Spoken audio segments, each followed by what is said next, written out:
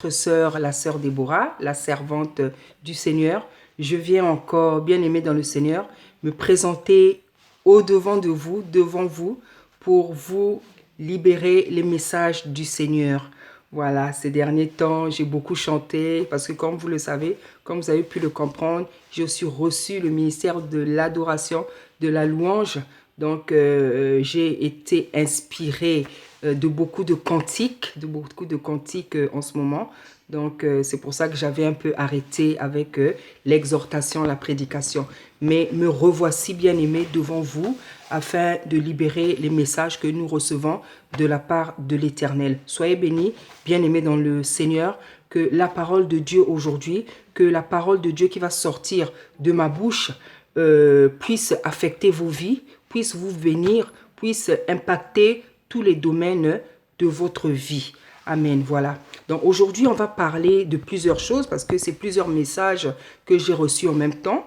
Donc le Seigneur m'a parlé de l'avortement, de ce qui va se passer en fait dans ce pays par rapport au plan du monde des ténèbres, hein, concernant donc cette pandémie, cette maladie que les gens ont fabriquée dans des laboratoires à dessein. Donc le Seigneur m'a révélé quels sont les plans du monde des ténèbres dans la fabrication de cette pandémie-là. Donc le Seigneur m'a parlé des avortements. Donc le Seigneur m'a dit qu'il y aura beaucoup parmi les lois que les dirigeants ont pris, hein, les satanistes ont pris pendant le confinement. Ils ont pris beaucoup de lois sur beaucoup de gens, une catégorie de gens faibles. Donc, le Seigneur m'a parlé des jeunes filles à qui on va beaucoup faire pratiquer l'avortement. Le Seigneur m'a fait comprendre, m'a dit qu'on va beaucoup tuer, on va beaucoup sacrifier les sourds, les aveugles, les malentendants et aussi les vieux et les vieillards. Voilà, donc comme c'est plusieurs messages que j'ai reçus en même temps. Donc, je veux commencer par l'avortement. Voilà. Le Seigneur m'a dit que on va beaucoup faire, c'est-à-dire qu'il y a une loi maintenant, parce qu'il y a déjà une loi qui est sortie depuis très longtemps dans ce pays-là, avait signé une femme que vous connaissez certainement, peut-être il y en a qui ne la connaissent pas, qui s'appelait Simone Veil. Hein. C'était une femme qui avait été ministre de la Santé. Elle avait vraiment combattu pour que la loi sur l'avortement puisse être votée. Voilà. Et le Seigneur m'a dit que le monde de ténèbres, son plan, c'est donc renforcer cette loi-là. Renforcer cette loi. Donc, Tata Nzambe m'a fait savoir que les jeunes filles, on va leur donner beaucoup de possibilités, l'opportunité vraiment d'avorter. Hein, ça ne va plus. C'est vrai qu'il y a déjà beaucoup de jeunes filles qui avortent, hein, qui avortent. Il y en a même qui avortent sans que leurs parents soient au courant. Maintenant, ça sera une loi qui sera votée. Hein, ça sera une opportunité. Ça sera une loi qui sera votée spécialement pour les jeunes filles. Hein, jusqu'à présent. Oui, il y a des jeunes filles qui se font avorter. Bon, c'est surtout les femmes. Hein. Il y a aussi des jeunes filles, mais il y a une loi spéciale qui va sortir pour l'avortement des jeunes filles. Comme si déjà la loi qui existait, votée par, inspirée par, Simone Veil, ne suffisait pas. Maintenant, il y aura une loi qui va permettre aux jeunes filles d'avorter parce que il faut que vous sachiez que beaucoup de jeunes filles avortent illégalement, voilà. Illégalement parce que comme elles sont jeunes justement, les parents ne sont pas au courant des vies impudiques qu'elles mènent. Donc beaucoup de jeunes filles le font en cachette. Donc le diable va servir ces jeunes filles-là pour leur permettre de faire des avortements dans la légalité, comme si c'était quelque chose qui n'était pas grave, comme si c'était, quelque chose qui était sans conséquence. Voilà, donc voilà l'une des choses que le Seigneur m'a dit. Et je voudrais bien aimer vous emmener dans vous emmener dans Exode 23, voilà, où le Seigneur parle de l'avortement. Voilà, donc nous sommes dans Exode 23, oui. Donc c'est à partir du verset 26. Voilà ce que nous dit la Bible. La Bible nous dit, il n'y aura dans ton pays ni femme qui avorte, ni femme stérile. Amen.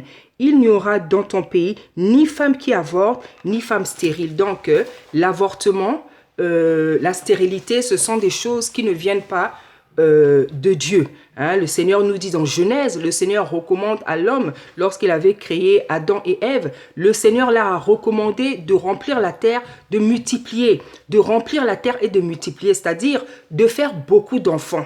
Hein, c'est-à-dire de faire beaucoup d'enfants. Voilà. Et comme vous savez, le diable, son but, c'est toujours contredire la parole de Dieu. C'est toujours contredire la parole de Dieu. À chaque fois que Dieu a dit quelque chose, il contredit, il a voulu contredire. Hein? Il a commencé par se rebeller là-bas au ciel et sa rébellion, il a continué ici sur la terre. Donc, sa nature à lui, c'est la rébellion. Hein? Sa nature, c'est la rébellion. Contredire à chaque fois ce que le Créateur du ciel et de la terre dit. Bien-aimés dans le Seigneur, afin que les gens comprennent que l'avortement, c'est quelque chose vraiment de démoniaque. Je vais donner un témoignage personnel parce que, comme vous le savez, on ne donne que ce qu'on a. Voilà, la chose que tu as vécue, le témoignage que tu as, tu pourras bien le transmettre. Et c'est ce témoignage individuel, personnel, qui pourra affecter la vie des gens. Voilà, moi, quand j'étais jeune, j'avais peut-être 16, 15 ans. Et bien aimé dans le Seigneur, je ne vous cache pas, je suis une femme qui a fait beaucoup d'avortements. Donc, Satan m'avait collé l'esprit d'avortement à la peau. Il m'avait collé l'esprit de l'avortement à la peau. Bien aimé dans le Seigneur, j'avortais comme de l'eau qui coulait. J'avortais comme de l'eau qui coulait. Et ma mère était dépassée. C'est vraiment un esprit, quelque chose avec lequel le diable a joué dans ma vie. Hein? Donc j'avortais comme de l'eau qui coule. Hein? J'ai commencé les avortements à 16 ans. Et chaque année, bien aimé dans le Seigneur, j'avortais. J'ai avorté à 16 ans, j'ai avorté à 17 ans, j'ai avorté à 18 ans, j'ai avorté chaque année. Ma maman ne savait plus quoi faire de moi. Et à 19 ans, quand j'ai voulu garder une grossesse, parce que malgré ce jeune âge, je me disais non, j'avorte trop, je vais, cette fois-ci, je veux garder la grossesse. Le Seigneur m'a dit, ah bon, tu veux garder la grossesse? Ok, il n'y a pas de problème. Tu veux garder la grossesse? Ok, il n'y a pas de problème. Bien aimé, j'ai gardé cette grossesse-là. Et comme le petit ami, mon ami de jeunesse, comme mes parents le connaissaient, et mon père a dit, ben écoute, comme apparemment, ils ont l'air de bien s'entendre, ils ont l'air de bien s'entendre, de vouloir faire leur vie, cette fois-ci, elle ne peut pas avorter parce qu'elle a trop avorté. Ce qu'on va faire, elle va aller habiter chez lui. Et ce jeune homme-là, il va aussi comprendre que avoir une petite amie, une petite femme, comme ils veulent jouer au couple, il va assumer. Hein? Lui-même, il va assumer, il va prendre la responsabilité de notre fille et les layettes et tout. Donc, mon père était pour que moi, j'aille vivre chez ce jeune garçon-là, chez mon ami de jeunesse. C'est comme ça que mon père avait décidé. Hein? Parce que mon père, en fait, voulait le responsabiliser. Parce que mon père avait compris que ils ont l'air de vouloir faire leur vie ensemble. Autant qu'elle aille vivre comme ça, ce jeune homme aussi sera responsabilisé.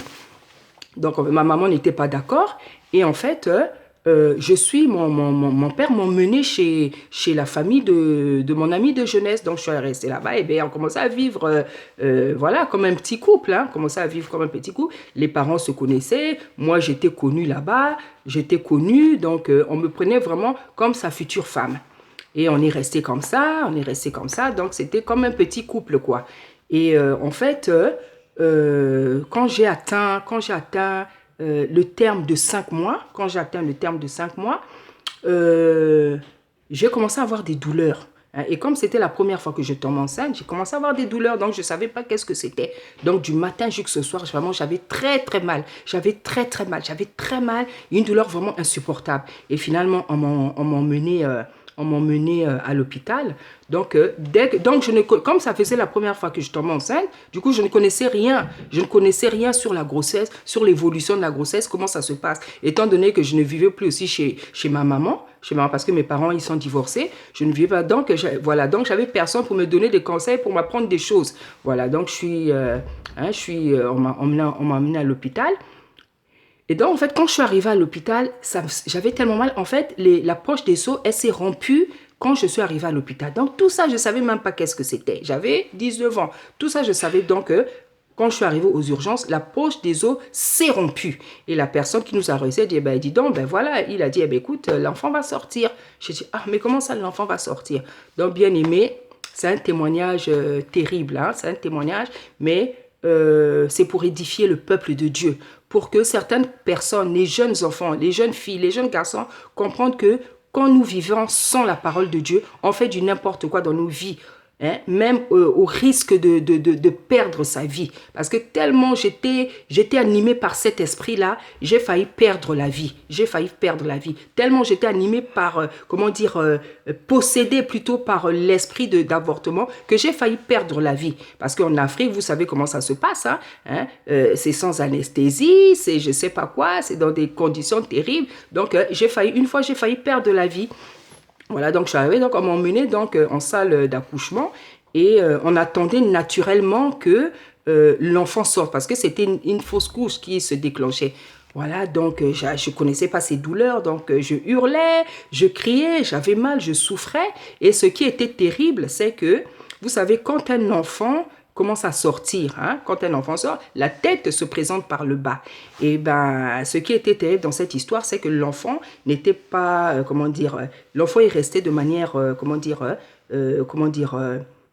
verticale, hein, comme une règle, quoi. Pas horizontale, prête à sortir, mais comme une règle. Donc, pendant tout le temps que j'avais les contractions, c'est comme ça que l'enfant est resté. Hein. L'enfant est resté. Donc, j'ai souffert, non seulement à cause des contractions, mais aussi parce que l'enfant n'était pas positionné pour pouvoir sortir. Donc, j'ai souffert et l'enfant est resté comme ça. Et le docteur, tellement que l'enfant était comme ça, il ne pouvait pas sortir parce que l'enfant était comme une règle, dans le sens vertical, comme une règle. Et finalement, le médecin a dû aller chercher l'enfant avec sa main dans mes entrailles, dans mon utérus. Il a dû aller chercher. Donc, bien aimé, c'était tellement douloureux que je commençais à tomber dans le coma. Hein, je commençais à tomber dans le coma. Et ce qui était encore plus dramatique, c'est que pendant que moi, j'étais en train de faire une fausse couche, il y avait une femme à côté de moi qui était en train d'accoucher. Donc, j'avais compris pendant que je souffrais que c'est Dieu qui était en train de me donner une leçon. Hein? Dieu qui me disait, voilà, tu as passé ton temps à avorter,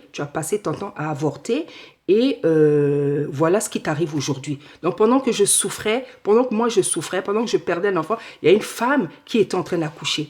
Donc, je commençais à tomber dans le coma. Je tombais dans le coma et finalement, le médecin a extirpé l'enfant avec ses propres mains parce que l'enfant ne sortait pas. Voilà, donc ça m'avait complètement abattue.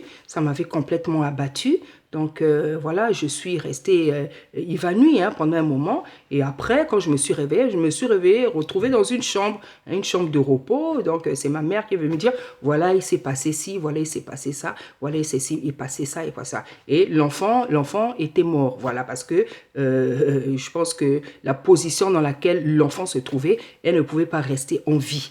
Voilà, donc voilà ce qui m'est arrivé. Et après, j'ai continué, donc je suis retournée chez ma mère parce que j'étais une enfant terrible. Hein. J'étais une enfant terrible dans le sens où j'avais un jeune ami, hein, mon ami de jeunesse, avec qui donc c'était tout simplement l'amour qui faisait qu'on était un peu rebelle, c'est-à-dire le péché que moi je commettais, c'était quoi? J'avortais chaque année, et puis je découchais aussi. Voilà, donc ce que j'ai fait dans ma jeunesse, je découchais. Voilà, donc à chaque fois que j'allais là-bas, j'avais du mal à revenir à la maison. Donc vraiment, c'était un sujet de conflit avec ma maman. Voilà. Donc, quand ça s'est passé, ma maman, vu qu'elle n'était pas d'accord que j'aille là-bas, eh ben, elle m'a vite récupérée, elle m'a ramenée à la maison. Et en fait, je me reposais parce que la fausse couche avait été douloureuse. Donc, je me reposais.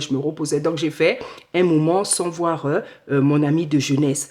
Et après, il a commencé à revenir me voir et tout. Et ma maman, elle a eu peur. Ma maman a dit, ouh là là, comme il se revoit encore, il va encore tomber dans les mêmes bêtises et tout. Et ma maman a voulu faire quelque chose que je ne vais pas citer, que je ne vais pas citer ici. Hein. C'est des choses que veulent faire toutes les mamans en Afrique quand elles veulent vous séparer de quelqu'un. Ce n'est pas des choses que je vais citer.